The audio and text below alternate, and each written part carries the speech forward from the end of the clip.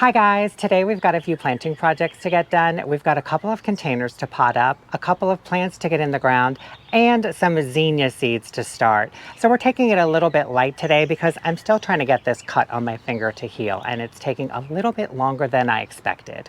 I got my hands on a couple of Rock and Play in the Blue salvias, so you know what that means. We are potting up the big blue containers. These are the big blue containers that we're going to be potting up today. We've got 4 containers total, but I recently potted 2 of them up with evergreens and pansies.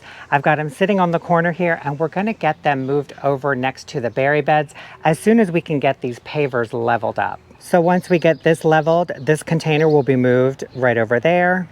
And the same goes for this one in this corner. Once that's done, we can move these containers to their respective corners on the patio. I'm going to be planting 1 plain the blue salvia per pot and underplanting them with some sweet potato vine. I did this combination a few years ago and the color contrast is amazing. I'm going to pop up some old footage so you guys can see what these containers look like once the plants mature. They are so beautiful. I've got our plain the blue salvia here, and I picked up some Sidekick Lime Heart sweet potato vine. Look how pretty that is. This chartreuse color with these heart-shaped leaves. They kind of remind me of red buds. So this is going to be our centerpiece, and then I'm going to ring 3 plants per pot around the salvia, and these get about 12 to 18 inches tall, but 36 inches wide. So these are just going to fill in and spill over the edge of the container. And look at the blooms, you guys. That color contrast is just amazing. So let me show you what I'm thinking. Salvia, salvia. Then we'll take our sweet potato vine. I've got 3 of them here, and we'll just dot them around. Just like that. Doesn't that look gorgeous? So these containers had our tulip bulbs in them, so the soil hasn't been really taxed. I do have a little bit of leftover land and sea compost. I'm just going to top up each container a little bit, and I am going to be using the Proven Winner slow release fertilizer. I'm just going to mix that into the soil. This is heat activated and it's a slow feed, but they are going to get fertilized today with the Proven Winner's water soluble fertilizer, and they'll be ready to go. All right, let's get these potted up.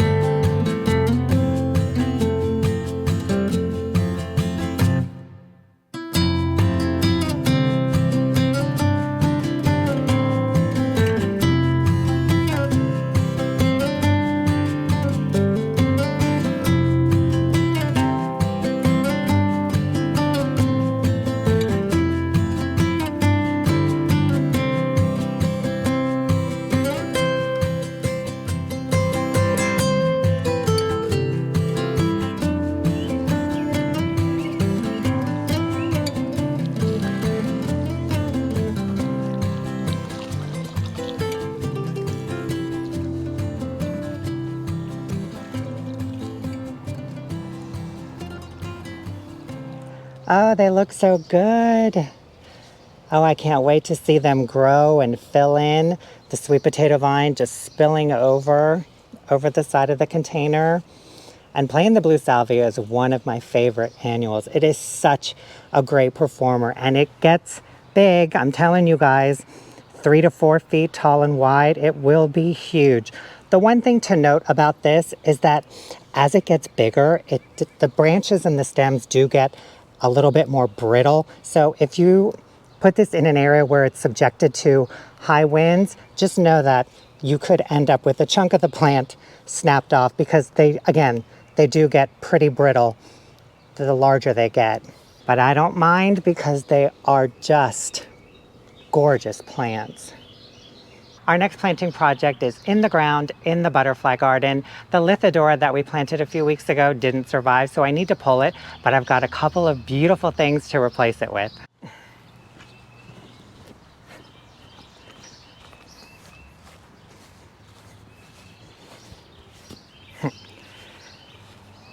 So there's our Lithidora. You can barely see it, but there it is. It just completely fried. I'm not quite sure what happened to it, but we're gonna dig it out and we're gonna replace it with a couple of these. Look at these. These are Phlox. Spring Bling Pink Sparkles and Purple Sprite Phlox. Now, these have already flushed out their first bloom and they're a little bit stressed, so pay them no mind right now. They will look a little bit better, but look at the color of these. Oh, Pink Sparkles is this beautiful blush pink, and it gets only 4 to 8 inches tall, but 24 inches wide. So I'm gonna put this right here close to the border, if probably not a little bit closer. And then the Purple Sprite, I think this one's 6 to 8 inches tall, 18 inches wide. Oh, now this one is hardy in zones 3 through 8. And I forgot to tell you guys, this one is hardy in zones 4 through 8. It's okay. All right, so this one is a lavender purple with some white and blush in it. Oh, it's so pretty. So this one is gonna go kind of right behind where the Lithidora is. So we'll have these two mounding ground covers. Ooh, isn't that gonna be beautiful? This light pink, lavender, purple, right next to the Serendipity alliums. And we have a Veronica that's blooming, a gorgeous purple pink. Oh, and our White Wands Veronica is in bloom, which is perfect because I picked up one more to put right over on the end of our drift. Isn't that gorgeous? So this is gonna go right behind our other one where Mr. Bumblebee is having a little party. God, I haven't even gotten it in the ground and he's on it. So these get 14 to 16 inches tall. I think I'm gonna say about 18 to 20 inches wide. They're hardy in zones 4 through 8. And as you can see, pollinator magnets. All right, guys, let's get these in the ground.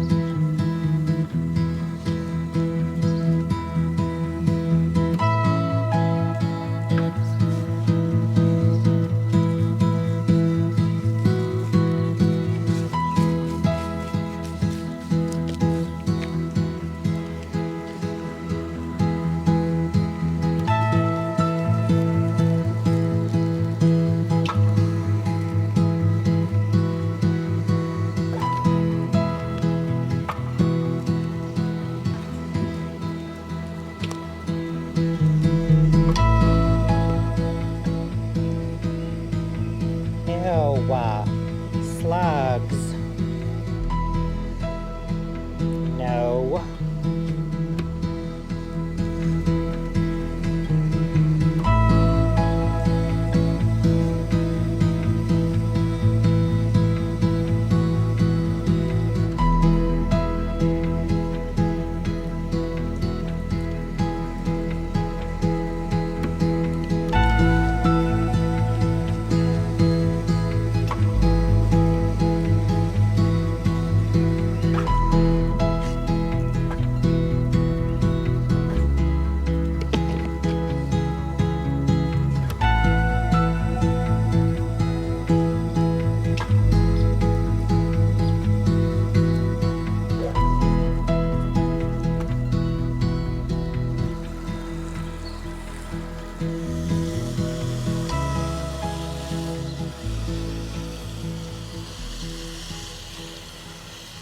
All right, guys, we got our phlox in the ground. I know it doesn't look like much right now, but give it a couple weeks to settle in and acclimate, and we should start seeing some new growth pushing out. I tucked this one a little bit closer to the rock and right along the edge, so when it grows and spreads out, it can kind of just hug the side of the rock and just kind of soften it up. And then as these two grow, they can merge together and it'll just be this beautiful, soft purple and pink drift. Oh, that's gonna look so pretty. And then right over here, this is our white wands Veronica drift. And there's the one that we just added today. Ooh, it's so pretty. And this one is a little bit bigger than the rest of them. This was obviously grown in a greenhouse condition. These were transplanted recently, so considering they were just transplanted, look at them. They've acclimated really quickly. Look, honeybees.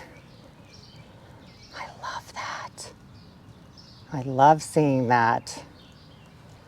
Okay, our third and final planting project is going to be starting some more zinnia seeds, but we're going to do them in a seed tray because the seeds that I planted along the chain link fence in the vegetable garden, we had some squirrel activity. And there's one now. Oh, do you see them? Anyways, you can see that they've already started to burrow through, and even though we do have a little bit of germination, they've kind of kicked everything up.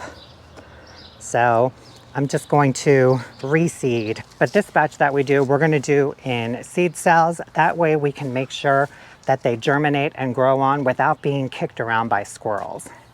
So I picked up another pack of zinnia seeds. These are the State Fair Giant mixed. The ones that we direct sowed were the California Giants, but they didn't have any more of those, so I picked these up.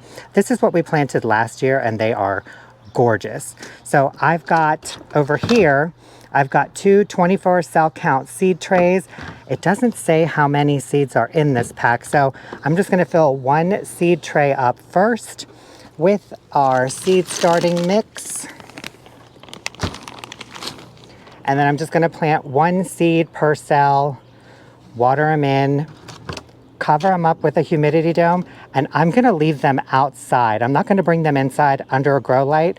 I'm gonna leave them outside in the environment. It's warm enough, we're in the 70s and 80s, and let them germinate and harden off all in one. We've started seeds a bunch of times, so I'm just gonna fill our seed trays with seed starting mix, follow the instructions on the back of the packet as far as how deep to plant the zinnia seeds, get them all watered in, covered with the humidity dome, and this is where they're gonna stay until they germinate.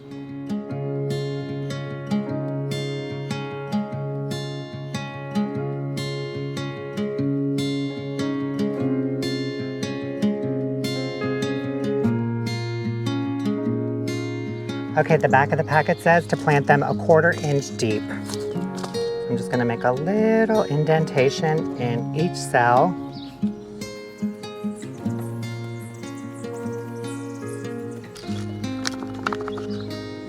And this is what our zinnia seeds look like.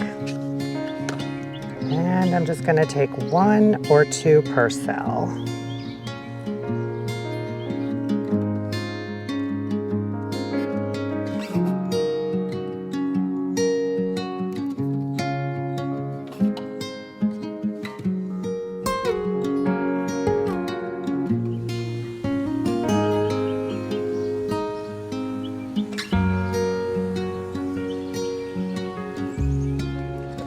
We'll place them in the tray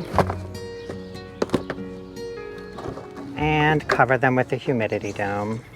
I just ran inside for a second and caught a glimpse of myself, and I had dirt all over my face, and I have no idea how long it's been there, so I apologize, guys, if I looked like a hideous mess, but I am all nice and cleaned up now. So the germination rate for the zinnias, the back of the packet says 5 to 10 days. Normally, I have these inside under a grow light. This is the first time that I'm actually germinating them outside in a seed cell tray as opposed to direct sowing them. So I will keep you guys updated on their progress. Hopefully they will germinate just fine and we can get them planted out. And I think 24 24 plants will be perfect there because I'm going to space them out probably 12 to 18 inches apart, as opposed to last time where I had them so packed in, they all got powdery mildew. And zinnias are susceptible to powdery mildew in our area because in the summertime, especially that time towards the end of June, all the way through right at the beginning of September when the humidity breaks, it is just a sauna of humidity. Usually we're anywhere from 70 to 90%. So it's pretty relentless, and it's like that even at nighttime. So again, these do struggle with powdery mildew, but hopefully if I space them out enough, they'll get a lot more airflow and the powdery mildew will be a little less than last year, hopefully. We shall see. And you guys, what a fun day again. I love these lighter days. And again, it's because my finger needs to heal. I don't want to keep opening up this cut, but I love it. I'm so glad that we got our last 2 big blue containers planted. I'm so excited that I found planting the blue salvia so early. Got them all planted up. We added a few more plants to the butterfly garden, and we got our zinnia seeds started. So yeah, another productive day, and I love those days. And you guys, that is it for our video today. Thank you so much for watching. I hope you enjoyed it, and we will see you in the next video. Have a great day. Bye.